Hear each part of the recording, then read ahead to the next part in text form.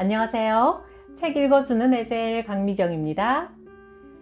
필리핀 선교사로 20년 동안 헌신하신 김은주 선교사님은 하나님 말씀에 100% 절대 순종했더니 하늘문을 여는 천국 열쇠를 받으셨다고 합니다. 그 놀라운 이야기 전해드릴게요. 나는 몸무게 45kg로 몸이 약해 금식 기도는 넘기 힘든 산이었다. 그러나 선교지에서 금식은 필수요 일상이 되었다. 필리핀의 빈민지역 바토바토에서 하나의 미랄교회 건축을 시작한 지 5년째. 잔금 2천만 원을 치르지 못하자 건축업자들이 외상값을 안 주면 이민국에 고발하여 강제 출국시키겠다고 협박을 해왔다. 교회 대문 앞에서 빚쟁이들로부터 멱살을 잡히기도 했다. 불신자들이 둘러서서 조롱하듯 구경했다. 앞에는 홍해바다요, 뒤에는 애국 군대가 쫓아오는 상황이었다. 정말 이렇게까지 해서 교회를 지어야 하는가 회의가 들었다. 나는 죽으면 죽으리라는 각오로 2003년 2월 10일부터 21일 금식기도에 들어갔다. 금식 3일째부터 하혈이 쏟아지고 입에서도 피가 났다. 나야 죽어서 천국 가면 좋지만 우리 교회와 이 많은 빚을 어떻게 해결한단 말인가? 금식 10일째는 물을 마시면 오히려 배 이상의 피를 토하다가 쓰러져 정신을 잃었다. 꿈일까 생시일까 나는 죽은 것일까? 내 영이 몸과 분리되어 우주로 한없이 올라가는데 요한계시록에서 사도 요한이 말한 대로 열린 문이 있었다. 나는 갑자기 그 문 안으로 쑥 빨려 들어갔다. 눈부시게 흰옷을 입은 예수님이 나를 보며 미소를 지어주셨는데 강렬한 빛으로 둘러싸여 나는 똑바로 쳐다볼 수가 없었지만 내 마음에도 기쁨과 감격이 흘러넘쳤다. 아, 이곳이 천국이구나. 그럼 나는 이미 죽어서 천국에 온 걸까? 예수님이 내게 물으셨다. 은주야, 내가 너에게 무엇을 하여 주기를 원하느냐? 그동안 내가 얼마나 빚에 시달렸으면 나도 모르게 이렇게 말했다. 예수님, 돈을 주세요. 제게 이 큰 일들을 맡기시려면 물질을 주셔야 일을 하지 않겠습니까? 예수님은 빙그레 웃으시며 땅 쪽을 가리키셨다. 자, 보아라. 우리 교회가 다 완성되어 7층짜리 하늘색 건물이 우뚝 서 있었다. 눈을 뜨자 천국이 아닌 사택의 방이었다. 짧은 시간 동안 긴 여행을 다녀온 듯 했다. 그리고 그때부터 거짓말처럼 하혈도 멈추고 입에서도 더 이상 피가 나오지 않았다.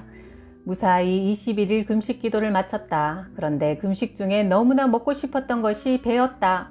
하나님, 배 한 개만 먹게 해주세요.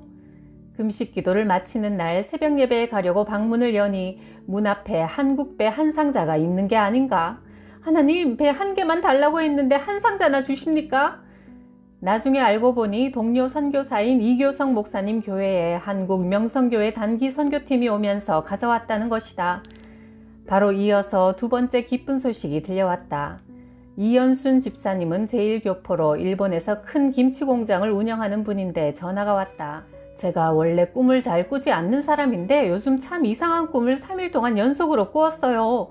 꿈에 사모님께서 눈이 빨갛게 충혈되어 실핏줄이 터질 듯이 슬피 우시더라고요. 나는 집사님에게 교회 건축의 어려움 때문에 오늘 21일 금식 기도를 마친 것을 이야기했다. 이연순 집사님은 밀린 외상값 2천만 원과 우물을 팔 수 있는 1,000만 원까지 보태서 총 3천만 원을 보내주셨다. 목숨을 건 금식 기도는 이토록 놀랍게 응답되었다. 나는 딸 샬라미를 가졌을 때 천사가 천도복숭아를 내게 주는 꿈을 꾸었다. 샬라미는 평화라는 이름 뜻 그대로 순하고 예쁜 아기였다. 우리가 필리핀에 선교사로 오기 전 남편은 서울의 달동네에 미랄교회를 개척했는데 교회 이전 문제로 어려움을 당하고 있을 때 갑자기 3살 난 샬라미가 벌떡 일어나더니 어른처럼 오른손을 높이 들고 우리를 향해 말했다. 종들이여 들으소서. 하나님의 교회는 이곳이 아닌 다른 나라에 세워질 테니 낙심하지 마소서. 그러더니 언제 그런 말을 했냐는 듯 다시 주저앉아 놀기 시작했다. 민수기 22장에서 발람 선지자의 나귀가 입을 열어 하나님의 말씀을 전한 것처럼 3살 배기 아이의 입을 통해 주신 그 예언은 12년 후 필리핀에서 이루어졌다. 1999년 11월 하나의 미랄교회 건축이 느리게 진행 중이었다. 새벽 예배 후 피곤하여 잠시 잠이 들었는데 꿈을 꾸었다. 남편이 운전 중인데 5톤 트럭이 급히 달려와 부딪혔다. 깜짝 놀라 일어나 보니 다행히 꿈이었지만 불길한 예감이 들어 서둘러 남편에게 전화했다. 여보, 오늘 하루는 운전도 하지 말고 교회 건축 현장에도 얼씬하지 말고 제발 조심하세요. 나는 자꾸 불안한 마음이 들어 아침을 금식하며 기도했다. 오후 2시 교회 건축을 위해 일하던 알란 형제에게서 전화가 걸려왔다. 그의 목소리가 심하게 떨렸다. 사모님, 목사님이 2층 종탑에서 떨어지셨어요. 철제 사다리로 올라가 공사 감독을 하다가 내려오면서 발을 헛디뎌 12m 높이에서 추락했다는 것이다. 의료진은 곧 죽을 것이라 했지만 엑스레이와 CT 촬영 결과 뼈는 한 군데도 금이 가지 않았고 머리가 조금 깨지긴 했지만 뇌진탕은 면했다. 남편이 말했다. 내가 2층 종탑에서 떨어질 때 바닥에는 철근, 못, 철사들이 온통 깔려 있어 매우 위험했어. 그런데 내가 바닥에 곤두박질 치려는 그 순간 사람 손보다 몇 배나 더 큰 거대한 손이 나타나 나를 마치 어린아이 안듯이 들고는 한참 멀리 떨어진 풀이 무성한 흙바닥으로 옮겨 놓았어. 그 말을 들은 남자 성도들이 이구동성으로 말했다. 맞아요. 제가 직접 본 증인이에요. 분명히 이쪽에 떨어져야 할 사람이 마치 태풍에 밀리듯이 저쪽으로 나가 떨어지더라고요. 우리 교회의 필리핀 사람 닐 전도사는 베델 신학교를 수석으로 졸업한 지성적인 인재다. 그의 어머니도 목사님이라 어려서부터 교회 안에서 자랐다.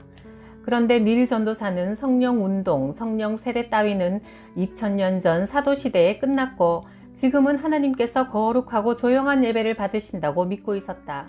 그런데 우리 교회에 와서 보니 매일 저녁 6시에 기도회를 하는데 병이 낫고 귀신이 떠나가는 성령의 역사가 일어나는 것을 직접 체험하고는 몹시 혼란스러워했다. 어느 날 저녁 닐 전도사가 저녁 기도회를 인도하는데 글로리아 자매가 귀신 들린 청년을 교회로 데려왔다. 닐 전도사가 설교하는 도중에 귀신 들린 청년이 갑자기 강대상으로 뛰어올라가 닐 전도사의 목을 조르기 시작했다. 닐 전도사는 헉헉거리며 예수 이름으로 명하노니 악한 귀신아 이 청년에게서 나오라 하고 소리를 질렀지만 귀신 들린 청년은 아까보다 더 거칠게 닐 전도사를 움켜쥐었고 뒷자리에 앉아서 지켜보던 내가 급히 나가서 도와주자 청년의 소동은 잠잠해졌다. 그가 말했다. 저는 택시 기사인데 아내가 홍콩에 돈 벌러 나가 있어 밤마다 창녀촌을 다녔습니다. 이 여자 저 여자와 무분별하게 성관계를 갖다가 귀신이 들린 것 같아요. 이 사건 이후 닐 전도사가 달라졌다. 원래 내가 한마디 하면 10마디를 떠들던 그였는데 성령의 능력이 없으면 자신의 지식은 아무것도 아니라는 것을 깨닫고는 충격을 받아 생애 처음으로 10일 금식 기도를 시작했다. 7일째 되던 날 닐 전도사는 무릎을 꿇고 큰 소리로 울며 자신의 교만함과 무지를 회개했고 내가 안수기도 하자 뒤로 쾅 쓰러졌다. 그날 닐 전도사는 천국을 체험하고 와서 성도들 앞에서 간증했다. 하나님은 어제나 오늘이나 동일하게 살아서 역사하시는 분이며 지금은 성령 시대로 우리가 성령의 충만함을 받을 때 치열한 영적 전쟁에서 이길 수가 있습니다.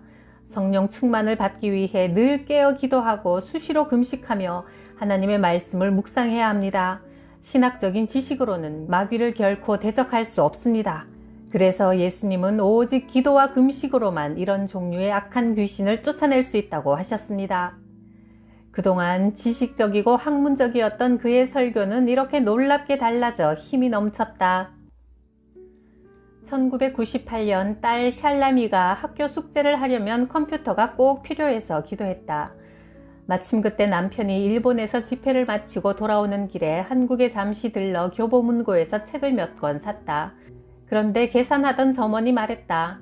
경품권 추첨이 있으니 상품권을 적어서 상자에 넣으세요. 1등 상은 최신형 컴퓨터예요. 남편은 설마 하면서 상자에 넣었는데 그것이 당첨되어 필리핀의 컴퓨터를 가져왔다. 남편 김종필 목사는 1996년 2월 12일부터 40일 금식 기도를 했다. 필리핀의 부흥을 위해 기도하라는 하나님의 명령으로 시작된 금식 기도였다. 헐몬산 기도원은 안티폴로와 테레사 중간에 위치한 산 중턱에 자리 잡은 아담한 기도원으로 20개 정도의 허름한 기도실이 있다. 남편과 나는 필리핀에 선교사로 와서 수시로 20일, 21일 금식 기도를 했고 이를 통해 하나님과 깊은 교제를 나누었다. 이 기도원 역사상 40일 금식 기도는 남편이 처음이라 기도원은 금식 중에 혹 죽어도 본인 책임이라는 각서에 사인을 받고서야 남편의 금식 기도를 허락했다. 남편의 금식 23일째 동료 선교사들이 응원차 방문하여 이런 말들을 쏟아냈다. 목사님, 기도하려면 잘 먹고 잘 자야지요.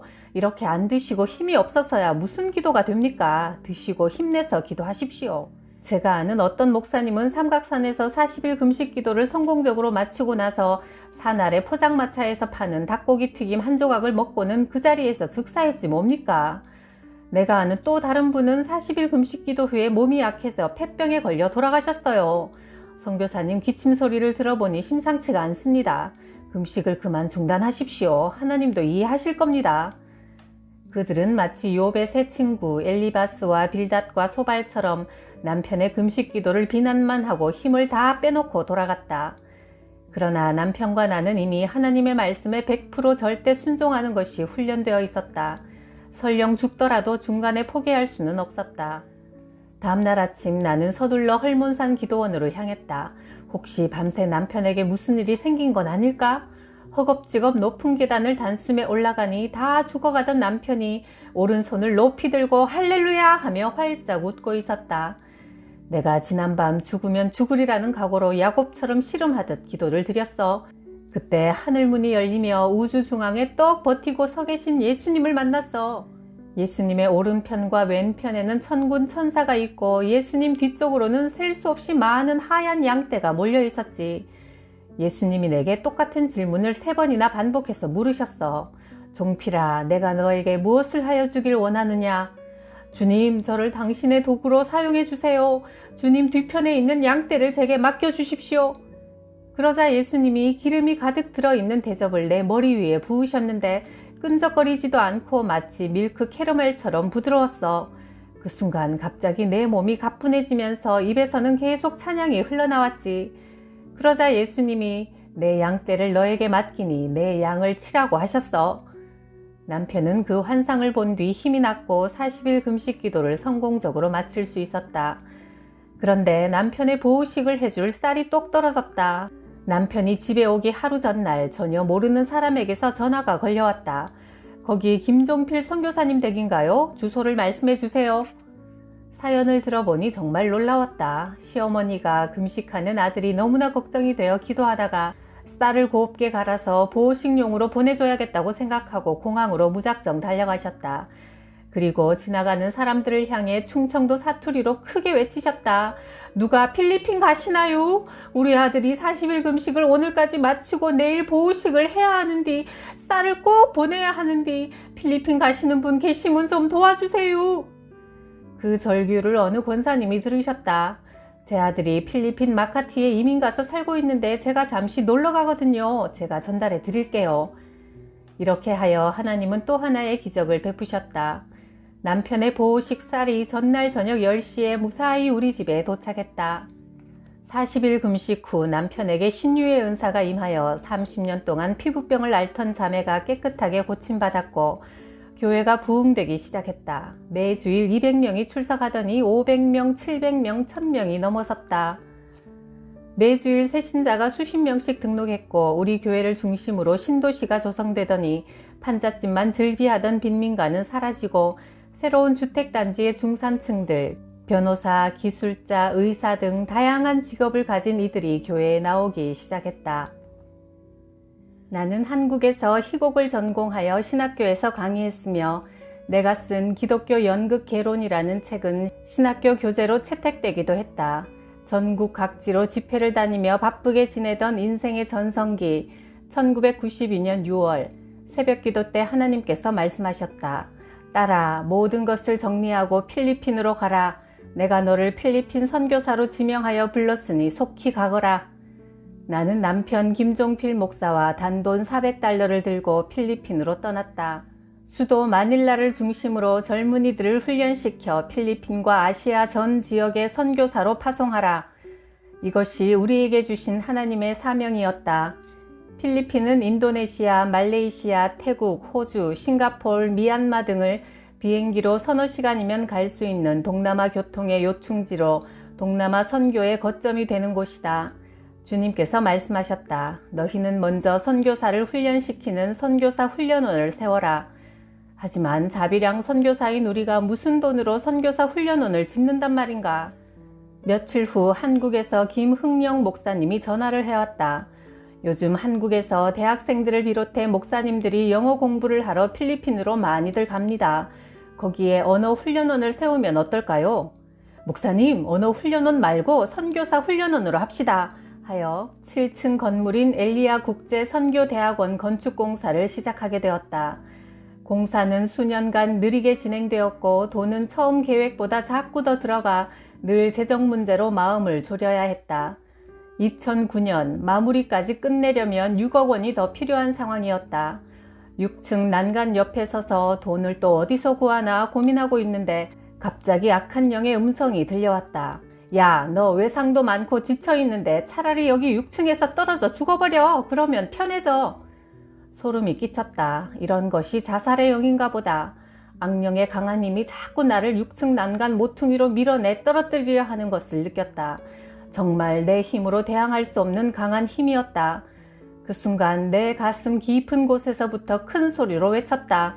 이 악하고 더러운 죽음의 영아, 예수 그리스도 이름으로 명하노니 썩 물러가라. 간신히 위기를 넘기고 그해 7월 기독교 방송 CTS의 간증 프로그램 내가 매일 기쁘게의 초청으로 잠시 한국을 다녀오게 되었다. 방송 후 하나님이 예비하신 여러 사람들을 만났다. 열심히 일한 당신 떠나라는 광고 카피로 유명한 웰콤 광고사 문혜란 대표, 신세계 정용진 부회장과 믿음이 순수한 그의 아내, 그리고 가수 심수봉 씨의 자택 지하 예배당에서 뜨거운 기도 모임도 가졌다. 모 기업의 회장님이 남편 김종필 선교사의 책 하라면 하겠습니다 주님을 읽고 은혜를 받았다며 6억 원을 헌금해 주셔서 그동안 가슴을 짓누르던 빚이 단숨에 해결되었다. 고난 중에도 죽지 않고 살아서 끝까지 기도하는 믿음에 하나님은 기적을 베푸셨다.